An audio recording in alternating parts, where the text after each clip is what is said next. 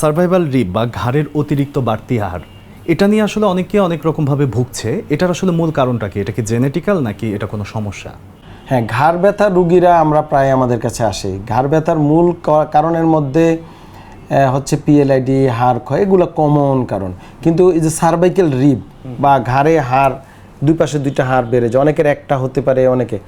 এখন রিবটি, what is the rib? Rib হচ্ছে বুকের পাঁজরের যে হাড়গুলো হচ্ছে রিব।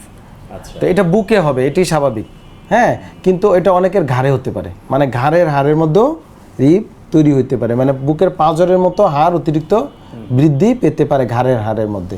তো সেই ক্ষেত্রে রুগী দেখা যায় ব্যথা বেদনা কষ্ট পায়, হাতের সমস্যা দেখা দেয় রুগী, মানে অনেক সময় হাত অবশ, হ্যাঁ, ঠান্ডা হয়ে যেতে পারে এবং অনেক সময় মারাত্মক ভয়ানক সমস্যাও দেখা দিতে পারে। তো এটা আসলে মূলত একটা জেনেটিক্যাল প্রবলেম।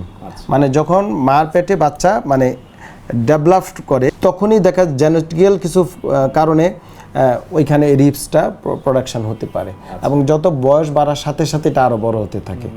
তবে ঠিক একটা অ্যাডাল্ট হয়ে গেলে, একটা নির্দিষ্ট বয়স হয়ে গেলে এটা আর বাড়ে না একটা নির্দিষ্ট টাইম পর্যন্ত।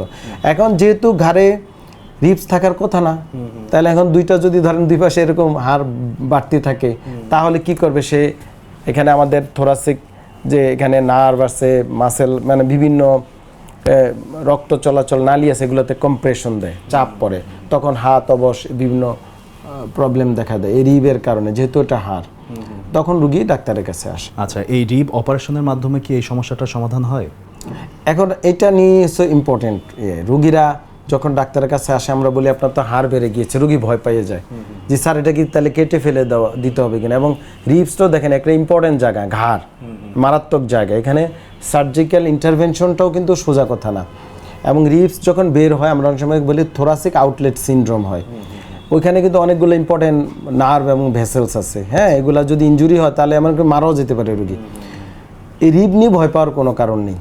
এই রিবগুলাকে আমরা জায়গা করে দিই মূলত, মানে এটা অতিরিক্ত বৃদ্ধি, সে যেহেতু ডিস্টার্ব করতেছে তাকে ডিস্টার্ব যেন না করে আমাদের চারপাশের সারাউন্ডিংস যে সব টিস্যুগুলো আছে সেগুলাকে আমরা বিভিন্ন এক্সারসাইজ, বিভিন্ন থেরাপির মাধ্যমে আমরা জায়গা করে দিই। জায়গা করে দিলে পেইনও কমে যায় এবং রুগী রিল্যাক্স হয়ে যায়, এই প্রবলেমগুলো থাকে না। রিবসের অপারেশন অনেক ক্ষেত্রে প্রয়োজন হয়, খুব রেয়ার কেস, কিন্তু সাধারণত আমরা অপারেশন সাজেস্ট করি না, বা অপারেশন ছাড়াই রুগী ভালো হয়ে যাবে, সুস্থ হয়ে যেতে পারে। বাহ, দারুণ স্যার। সার্ভাইভাল রিব বা ঘাড়ের অতিরিক্ত বাড়তি হাড় নিয়ে আপনার কাছে অনেক কিছু জানলাম। ভালো থাকবেন স্যার। আপনাকে অনেক ধন্যবাদ। নাগরিক টেলিভিশনকে অসংখ্য ধন্যবাদ।